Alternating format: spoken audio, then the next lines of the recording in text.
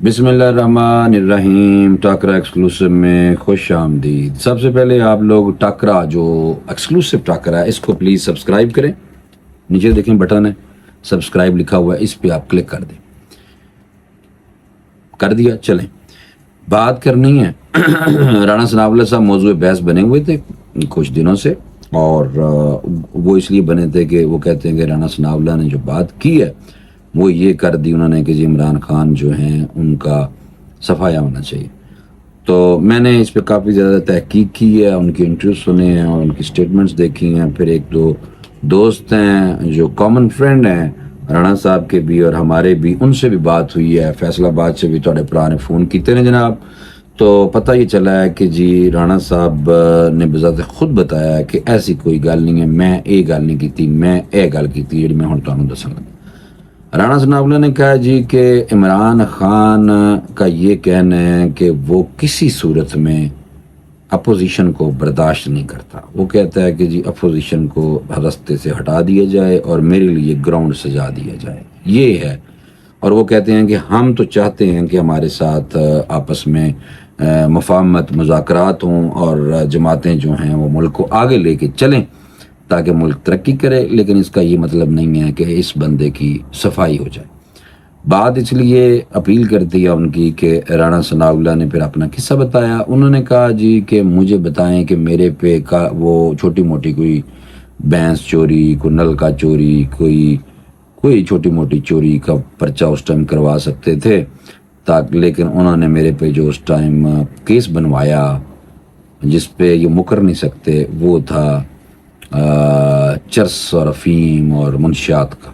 تو منشیات کا کیس جو میرے پہ ڈالا گیا تھا وہ اس کی مجھے پھانسی کی عمر قید کی یا پھانسی کی سزا تھی۔ تو وہ مجھے آپ دیکھیں گے وہ میرا دشمن اس طرح تھا۔ بہرحال یہ بات تو ٹھیک ہے، ہم اس چیز کی گواہ ہیں، ہم نے دیکھا بھی ہے اور وہ کیس پھر ختم بھی ہو گیا۔ تو کہنے کا مقصد یہ ہے کہ انہوں نے جو پوری سٹوری سنائی اپنی، اس کو اگر ہم ملحوظ خاطر رکھیں اور اس کو سامنے رکھیں تو لگتا یہی ہے کہ جی ان کا ہے کہ مجھے وہ ہٹانا چاہ رہا تھا کہ جی اس کو تو بالکل صفایا کر دیا جائے، یعنی کہ پھانسی کی سزا ہو جائے، قتل ہو جائے یا عمر قید ہو جائے تاکہ یہ باہر نہ آ سکے۔ تو وہ ہمارے جان کا دشمن ہے، اور اگر جان کا دشمن نہیں ہے اور مفاہمت چاہتا ہے تو ہمارے پہلے دروازے تو پوزیشن کے سارے یہی کھلے ہوئے۔ تو یہ جو صورتحال تھی اس کی بنیاد پہ انہوں نے کہا تھا کہ ہن میں دسو کہ اگر ایک بندہ سانوں کہندا ہے کہ انہوں بالکل ختم کرنا ہے انہوں نے، تو پھر سانوں دسو کہ اسی پھر کی کریے، کہ اسی بھی تو یہ کہاں گے نا کہ جی پھر اگر تسی نہیں آنا تو پھر انہوں ختم کرو۔ تو یعنی کہ یہ والی بات اس طرح تھی، یا تو وہ چاہ رہا ہو کہ جی مفاہمت کرے اور ملک کو آگے لے کے چلے، اگر یہ آگے لے کے نہیں چلنا تو پھر اس کا سلسلہ تو پھر ایسے ہی ہوگا۔ ایک بات یہ تھی۔ دوسری، آج نارووال میں احسن اقبال ہیں، بڑے ڈیسنٹ ہیں، اچھی گفتگو کرتے ہیں، لڑائی جھگڑے والے ویسے ہیں نہیں ہیں وہ، تو انہوں نے بھی ایک وہاں پہ آج سٹیٹمنٹ دی ہے نارووال سے۔ انہوں نے کہا جی کہ بانی پی ٹی آئی پاکستان کی ریاست سے بڑے نہیں ہو سکتے۔ ریاست پاکستان پہ انہوں نے کہا جناب 10 کروڑ بانی پی ٹی آئی بھی ہوں تو ریاست پاکستان پر قربان کیے جا سکتے ہیں، اور ملک کی بدنامی کے لیے کوئی کسر انہوں نے کہا جی عمران خان صاحب نے چھوڑی نہیں ہے، اور پاکستان کی ریاست سے یہ بانی پی ٹی آئی بڑا نہیں ہو سکتا۔ یہ بات کی ہے وفاقی وزیر احسن اقبال نے، اور انہوں نے وہاں پہ اور بھی بات کی ہے ملکی مسائل کا مقابلہ۔ انہوں نے کہا جی ایک لیڈر جماعت یا ادارہ نہیں کر سکتا، مسائل سے نمٹنے کے لیے ہمیں قومی اتحاد اور یکجہتی کی ضرورت ہے۔ تو یہ بیان اس طرح کے آ رہے ہیں۔ تو یہ 2 کلیریفیکیشنز تھیں جو میں نے آپ کو بتائی ہیں پہلے، کہ عمران خان اور رانا ثناء اللہ کے عمران خان جو ہیں وہ کیا کہتے ہیں، رانا ثناء اللہ جو ہیں وہ کیا کہتے ہیں، اور یہ جو کنفیوژن پھیلی ہوئی تھی کہ جو انہوں نے بہت بڑی سٹیٹمنٹ دے دیا کہ انہوں مار دیو،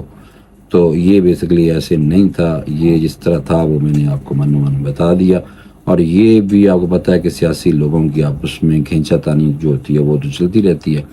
اور جس نے جو کوئی اگر جرم کیا ہے تو اس کی ریاست پاکستان میں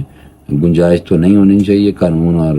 آئین کے مطابق جو بندہ فیس کرتا ہے اپنے کیس کو، اور عدالت میں آپ کو پتہ ہے کہ ثبوت چاہیے ہوتے ہیں، تو اگر ان کے پاس ثبوت ہوں گے تو وہ پھر باہر بھی آ سکتے ہیں، اور اگر ثبوت پیش نہیں کر سکتے تو پھر وہ باہر نہیں آ سکتے۔ اسی طرح آپ نے دیکھا ہے کہ انٹرا پارٹی الیکشن جو ہوا تھا پی ٹی آئی میں، اس حوالے سے بھی جو قاضی فائز عیسیٰ کی عدالت تھی، اس میں بھی آپ نے دیکھا کہ علی ظفر اور بیرسٹر گوہر وغیرہ جب سامنے پیش ہوئے تھے تو ان سے کہا گیا تھا کہ کوئی رسید، کوئی چٹ، کوئی ایک تو یہ چیئرمین پی ٹی آئی آپ بنے ہیں اگر گوہر، بیرسٹر گوہر صاحب، تو کوئی نوٹیفیکیشن، کوئی کاپی، کوئی چیز وہ بھی ان کے پاس نہیں تھی۔ پھر انہوں نے کہا کہ جو انٹرا پارٹی الیکشن ہوا اس کے حوالے سے کوئی ایک ثبوت بھی دکھا دیو چلو، تو وہ اس ٹائم بھی کوئی ایک بھی ثبوت جو تھا وہ پیش نہیں کر سکے تھے، تو اس وجہ سے وہ پارٹی کا پھر اس ٹائم جنازہ نکل گیا اور وہ پھر سارے آزاد ہو گئے۔ تو ایسے آزاد ہوئے کہ پھر ان کو آزادی ان کی سلب کرنے کے لیے سنی اتحاد کونسل کی چھتری کا استعمال کرنا پڑا، اور سنی اتحاد کونسل کی چھتری کے نیچے، اس پلیٹ فارم کے نیچے پھر انہوں نے تگ و دو شروع کی۔ لیکن سینٹ کے حوالے سے بھی یہ ہے کہ سینٹ میں بھی فی الحال تو ان کی آزادی حیثیت ہے، اور سینیٹر بننے کے لیے بھی آپ کو پتہ ہے کہ ووٹ چاہیے ہوتے ہیں 52 ووٹ۔ تو ابھی فارورڈ بلاک کی بھی باتیں سامنے آ رہی ہیں کہ پنجاب میں بھی کوئی فارورڈ بلاک بن رہا ہے، اور پی ٹی آئی جو آزاد امیدوار ہیں ان کا تو یہ جو کچھ سیٹیں ہیں، جو بھی 90-92 سیٹیں ہیں، ان میں اگر 40-50 لوگ بھی چلے جاتے ہیں تو پھر آپ